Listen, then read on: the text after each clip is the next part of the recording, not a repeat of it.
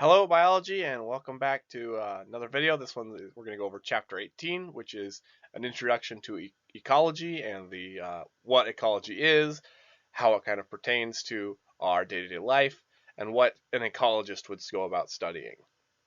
And the first thing we have to do is we have to answer the question of what is ecology?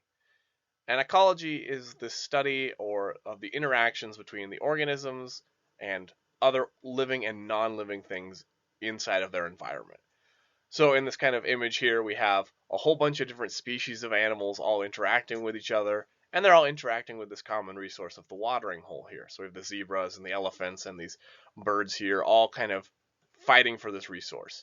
You can see that there's other types of plants and trees in the background that are all kind of have a stake in the water and the temperature and everything else in the environment, but also with each other. So ecology is a very broad science. It involves looking at lots of moving parts and how they interact with their environment. And like anything else in biology, we're looking for patterns and then seeking the solutions and the kind of explanation for those patterns. When we talk about ecology, we always talk about interdependence. This is ecology is not a new science. It didn't formally have a name until 1866, but before that, we have lived inside of our environment and been reliant on our environment for as long as humans have been around. Even before we developed agriculture, some 10,000 to 12,000 years ago, depending on which research you're looking at, all of our ancestors got their food by hunting and gathering, living off the environment, hunting other organisms, getting food from plants. And although we've moved away from that, we kind of grow our own food and we hunt for it in the grocery store now. We definitely still do have effect on the environment, and the environment has an effect on us. So organisms all have specific environments that they're most familiar to be found in, that they kind of exist in. Uh, they interact with lots of living things inside of that, but also non-living things.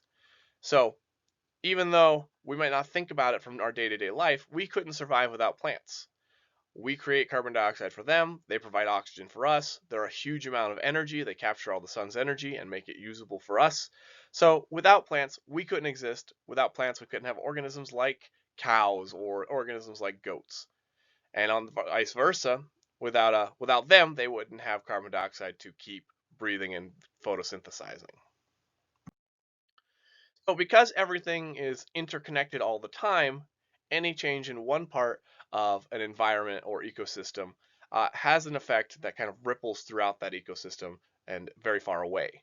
So a kind of unlikely example here is the amount of acorns in a year is kind of also dependent on how much Lyme disease we get in a particular season. So on years like most years where we don't have a large amount of precipitation in the spring, we don't have a really nice growing season, oak trees don't produce a lot of acorns. Therefore, they don't feed a lot of mice. When this changes and we have a lot of acorns, now all of a sudden we have lots and lots of mice, and mice are able to reproduce very fast. So they produce really fast, we get lots and lots of mice. They, in turn, get fed on by ticks. And when we have lots of mice, we have lots of ticks. And when we have lots of ticks, those ticks are able to come into contact with humans more frequently. This interaction where we have more humans and fleas interacting, ticks interacting, leads to more humans getting Lyme disease in these years where we have more acorns. It's this kind of very far off event that has now affected the human population. When we talk about ecology, and like anything else in science, we like to make models and we like to make the information in ecology usable. So these designs and these models can either be physical, they can be conceptual, or they can be mathematical models. They can be models that include graphs and charts and data. Using these models and the models that we've made in the past, we can then make predictions about the environment and different ecological interactions. Uh, the reason that these are kind of hard to make is because there is a lot of things going on. Like we talked about with the acorns, like we're going to continue to talk about, the amount of grasses that grow each year has an effect on the ecology of that ecosystem. So there's a lot of things going on, how much rain, how much sunlight, how often it freezes. There are lots of different things, how many babies rabbits are having in a year. All of this has something to do with the ecosystem and has a way to affect it. When we talk about ecology, there are different levels of organization that we go through when we talk about this. So far we've talked about individual organisms and their species and their domains, but we're going to start talking about things as we go through not only organisms, but now into ecosystems. So we use a hierarchy for this, much the same way we want cells to turn into tissues, and lots of tissues make organs, organs make organ systems, and organ systems make organisms. So just the same as we have interactions between those, we have interactions between the different levels of ecology. The first and broadest level of organization is the biosphere. This is all the parts of Earth that has life. So it has the part of the atmosphere that has biology or birds floating around, bacteria and birds floating around in it, all the way down to the bottom of the ocean where we have some really, really deep sea creatures living and using some resources down there in highly pressurized areas. So anywhere that we find life, we call the biosphere. So deepest level of the ocean to the upper level of the atmosphere is where we have bacteria floating around on the wind there. Below the biosphere is a level we call an ecosystem. This is a smaller unit, and it includes all the organisms and non-living environment found in a particular place. So we might say we have a ocean ecosystem where it's just this area of ocean, or a forest ecosystem that's just this forest, or even something even so small as a pond ecosystem. Each pond has its own ecosystem, and that can include living organisms like fish and turtles, aquatic plants, things like algae and insects, the bacteria that live there. But it also includes the non-living things, things like the chemical composition of the water, how much sunlight it gets, how high or low the pH is. All of these have an effect on the organisms that can and do live there. Below that, we have a community, and this is just all of the living organisms in an area. So when we talk about the pond, it's just the turtles and the fish and the mosquitoes and all those things that are living there.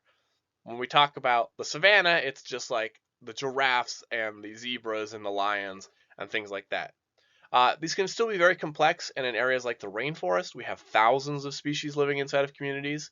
In areas like up north more, in the tundra areas, we have fewer species, maybe up to 100 species that are interacting. And communities are kind of like neighborhoods inside of like human uh, cities where you have all bunch of living organisms kind of living together, and kind of sometimes they're good neighbors and sometimes they're bad neighbors. All right, moving down further and getting more specific, we have populations. And a population includes all the members of a species that live in one place at one time. So right now we could say the population of wolves in Idaho. Or we could say the historic population, where we talk about the whole time that Idaho has been kind of calculating wolf populations, or we could talk about that just today. Those would be two separate populations. It can be even something as small as all the daisies growing in a single field. And below the level of population, we have just an organism. So in this example here, we have all these wildebeest. Just this baby in the front here would be one organism inside of this population.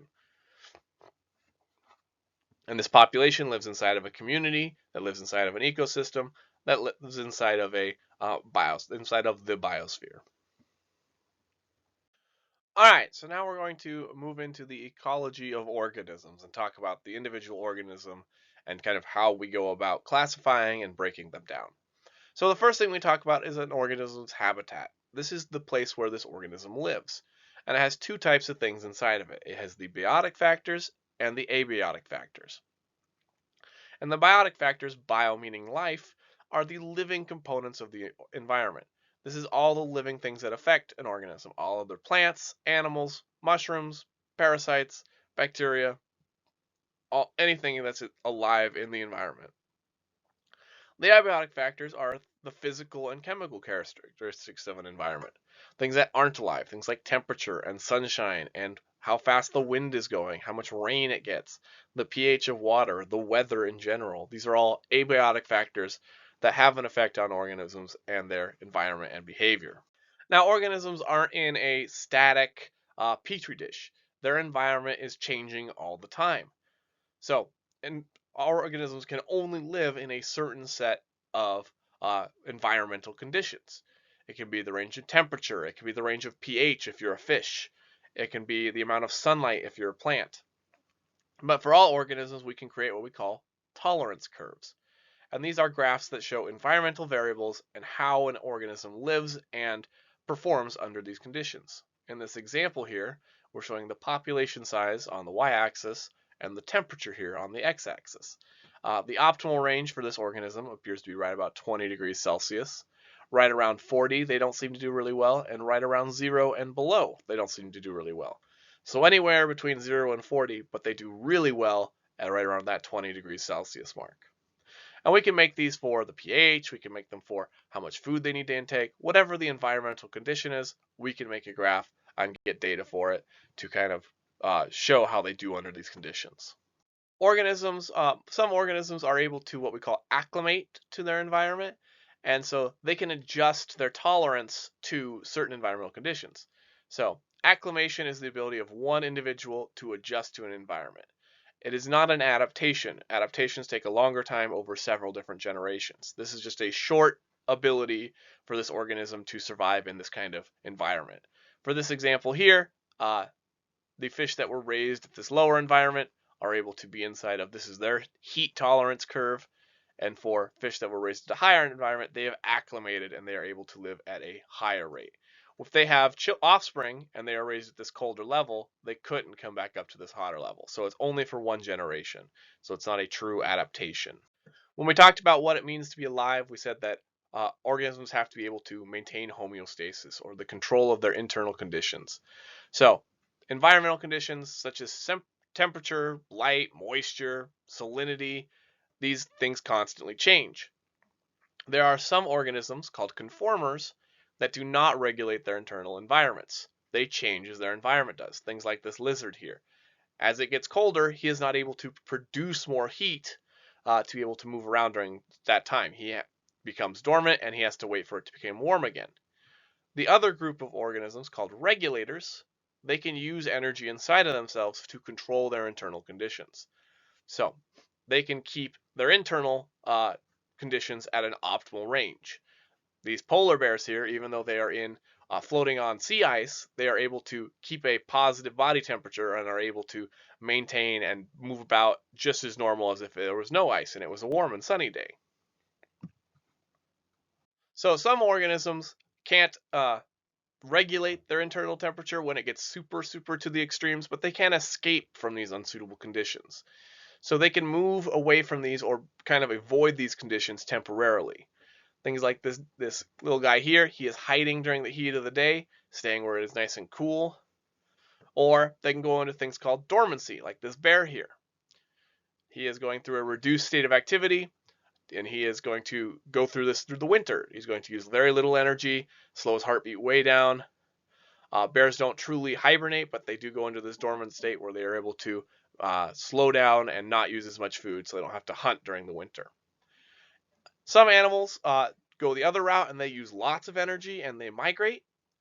And when they move to a more favorable habitat, these birds here are taking off and they're flying south to go to a more warm kind of habitat, so they don't have to work as hard to thermoregulate during the winter. An important ecological term that we talk about is the niche. The niche is a specific role, way of life, or job, or kind of way that the animal lives inside of its environment. It includes things like the conditions they can tolerate, what resources they can use, how they obtain that resource, how much offspring they produce at a time, what time they reproduce, and how they interact with their environment. So in this kind of diagram here, we're looking at the placental mammals that didn't originate in Australia, and we're looking at Australian marsupials. And we have burrowers in different places. We have the mole in North America. We have the marsupial mole in Australia. There are different types of anteaters that have arose, different mice, different climbing animals, gliding mammals, cat mammals, wolf-like mammals. These all kind of filled these ecological niches of these jobs. So even though we don't have all of them all the time, we do have this kind of interplay there. When we talk about animals, we can also designate them whether they are generalists or specialists. And a generalist is a species that has a broad niche, which means they can tolerate a large amount of conditions and can use a lot of resources. Opossums are really good at eating just about everything. They're what we call omnivores. They can eat almost any kind of food, garbage, dead matter, living matter, whatever it is. They can pretty much eat it, chew it up and eat it. They are different fundamentally than the specialists. These are species that have narrow niches. They have a low range of conditions. They use few resources. This koala only eats eucalyptus. He is very limited in the resources that he can use. Pandas only eat bamboo. If all the bamboo was to go away tomorrow, we wouldn't have pandas anymore. If all of the grass was to go away tomorrow, we would probably still have opossums. Something that we see during the growth of organisms is sometimes we can get something called exponential growth. When there is no competition in a species, they are able to, and they have unlimited amount of resources, they can grow unlimited for a period of time called exponential growth. And during this time, every time that an organism can reproduce, it is reproducing. We're reproducing at the fastest possible rate. All of the offspring reproduce, so each generation has a larger quantity of offspring, and then a larger quantity of offspring, and a larger quantity of offspring. They make these very J-shaped curves, these exponential growth. As the population size grows really fast over a shortening amount of time.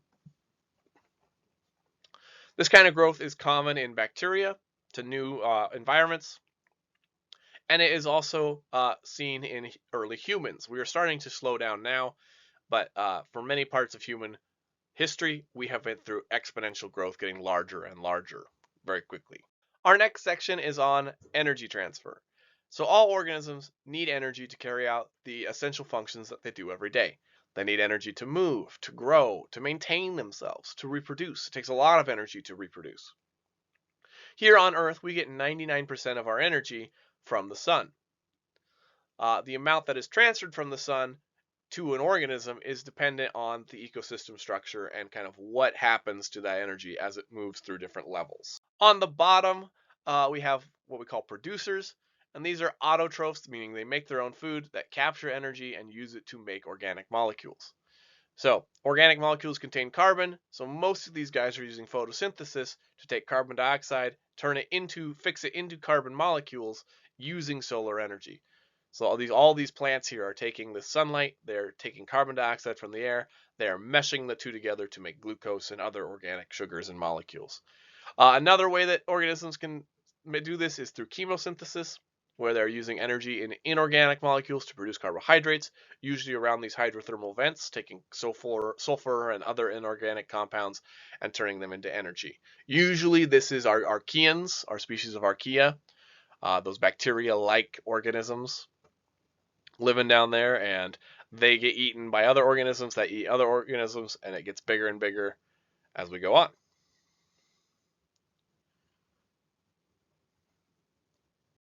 We have ways that we can measure the productivity of an ecosystem. And the first is gross primary productivity. This is the rate at which the producers in the area are capturing the energy by sunlight and producing organic compounds. So these guys are using light and carbon dioxide to create carbohydrates. They create this thing called biomass. This is all the organic material that has been created in an ecosystem.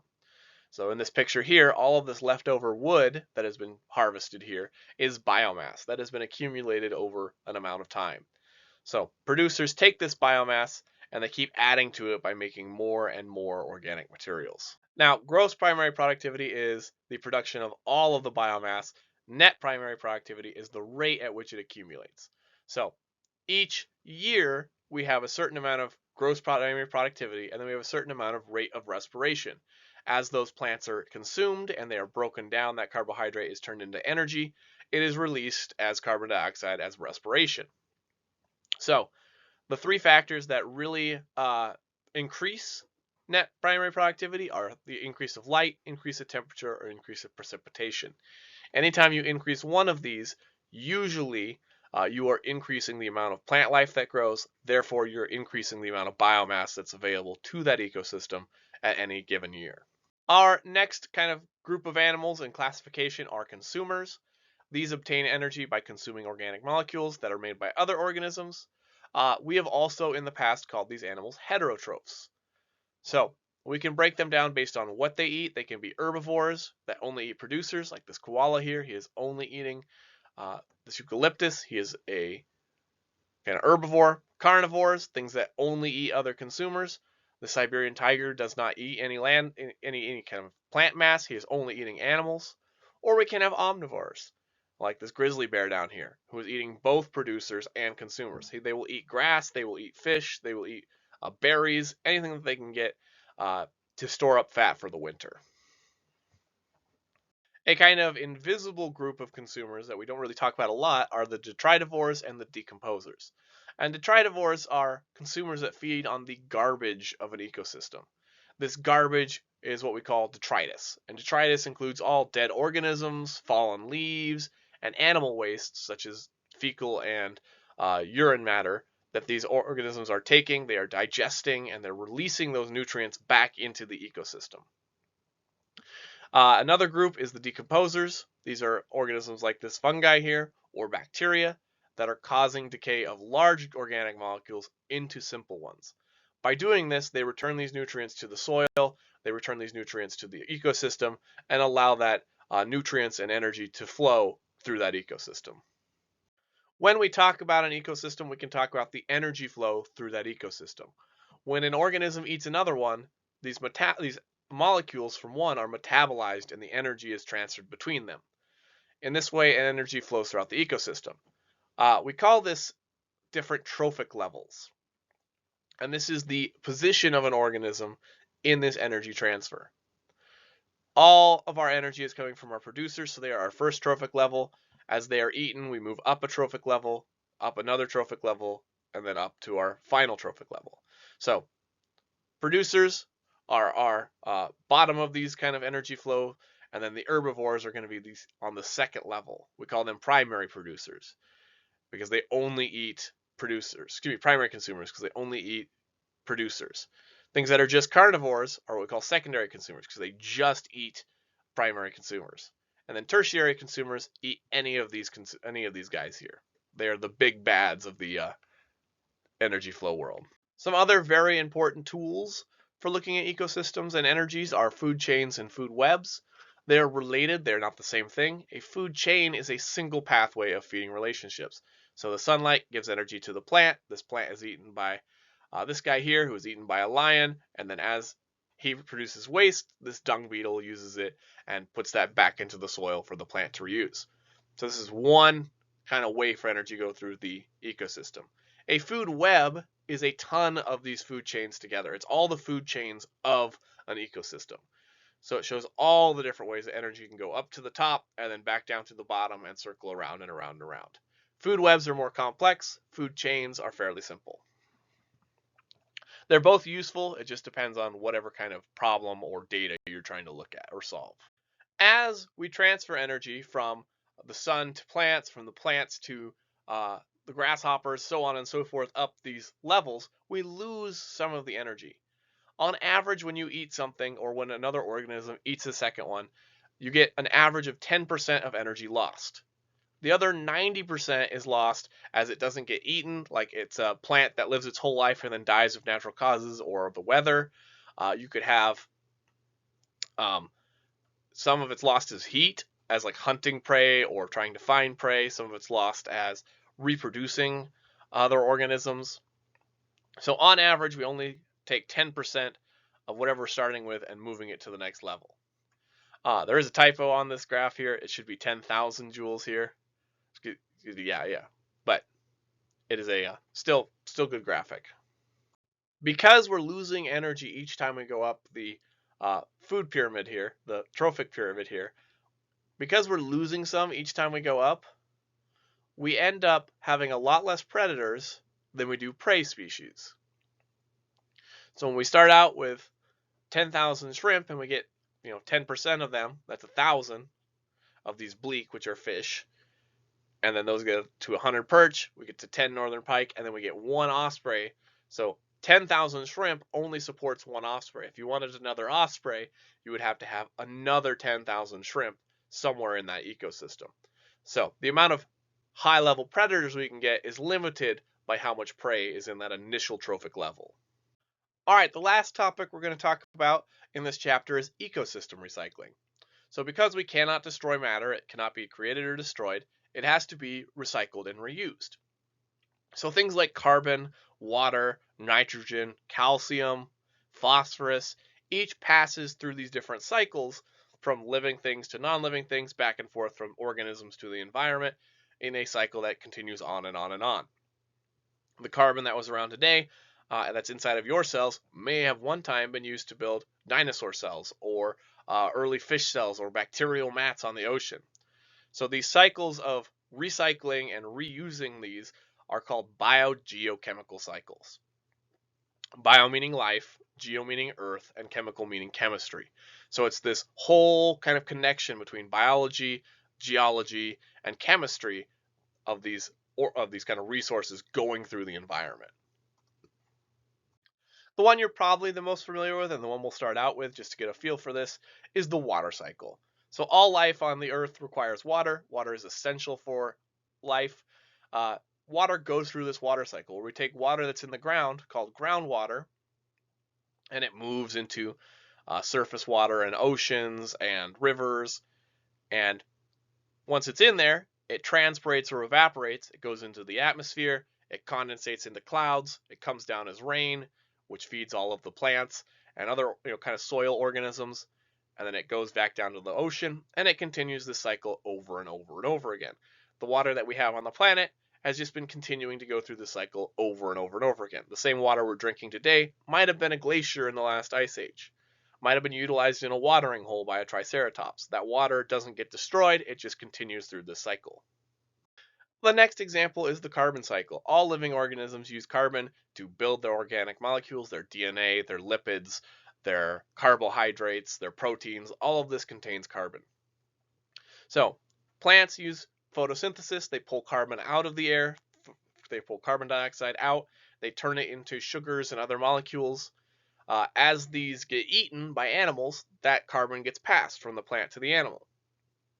We get that energy, we use it to build our molecules, we use the leftover carbon to build our molecules, and we exhale that carbon dioxide back into the air. When an organism dies and falls into the ground, we have decomposers that come and break down this organism, break down the sugars and the proteins and the nucleic acids and the fats, and they create this carbon dioxide, which gets put back into the atmosphere, where plants can then pull it out of the atmosphere and turn it into sugars and start the process all over again. One that you're probably not too familiar with is the nitrogen cycle. Nitrogen is really important for the body. It's used to make proteins, it's used to make nucleic acids in all organisms on the planet. So, and the nitrogen cycle is just simply how that flows through an ecosystem. So nitrogen gas, or N2, makes up 78% of our atmosphere. That's a lot of our atmosphere, but it's unusable in the form of N2. So to get this nitrogen into the soil, into the ground where it can be used, we have to fix it. The same way when we did carbon fixation, we were turning it into molecules. Nitrogen fixation converts nitrogen gas into a usable form. Now there's two ways that this happens. There's either lightning will take nitrogen and fix it, or we can have nitrogen fixing bacteria, which is the more common kind of way that this happens. These guys live in the soil. A lot of plants have them attached to their roots. We call them mycorrhizae, which is like a fungus root connection. And the plant supplies this fungus carbohydrates, and the bacteria takes the nitrogen out of the air and gives the plant nitrogen so it can make its proteins, so it can make its DNA, because all living organisms have DNA, so this is important for all of them. So all of our dead organisms contain this nitrogen. Things like urine and things like dung contain nitrogen. Decomposers are going to break down this and call it and make it into ammonia here. This process of taking this nitrogen and turning it into ammonia is called ammonification. And ammonia is a lot more usable for plants than it is in this NH3 kind of orientation. To continue the cycle, we have nitrification, where we are taking the soil bacteria, taking an ammonia and turning it into nitrates. So it is turning it back and forth here. Plants can use these nitrates to make nucleic acids. So we have this nitrates here going into the roots to become these plant, taken into the roots, taken into the plant to be turned into nucleic acids. We also have the process and bacteria that does denitrification, where we take excess nitrogen in the soil and we denitrify it and put it back into the atmosphere. These guys are usually anaerobic bacteria, meaning they don't require any oxygen. So they're going to break down these nitrates, this NO3 here, and release this nitrogen gas, this N2, back into the atmosphere. So we get our nitrogen as animals from plants. We don't get it from the soil. So that's why you have to eat plants somewhere in your diet, because you're getting that nitrogen from them. If you eat enough meat, meat usually contains nitrogen because it has those proteins in it, but it's much more usable, much more easy for our gut to get it if it comes from plant material. The last cycle we're going to talk about is the phosphorus cycle. Phosphorus is an important element. It's used to form bones, teeth. It's used to form parts of DNA and RNA molecules. It's used to make ATP, adenosine triphosphate, which is the energy molecule of living organisms. Plants get their phosphorus from soil and from water, and we get our phosphorus by eating plants and other animals. Like anything else, the phosphorus cycle is this ability of phosphorus to move from the environment to organisms and then back to the environment. There are lots of ways that this happens. If it's free in kind of dead organisms, it is decomposed to become phosphate in the soil that plants then are able to use. And then most of the time, we are just getting it from plants or animals. So this is the end of chapter 18. I hope you learned something about the basics of ecology, the levels of ecology, the different cycles that we go through, how we kind of designate organisms in their environment based on their job, their niche, and their kind of role, whether they're a decomposer or a consumer, and how they kind of work inside of these energy flows and food chains. Thank you for watching, and we'll see you in the next one. Goodbye.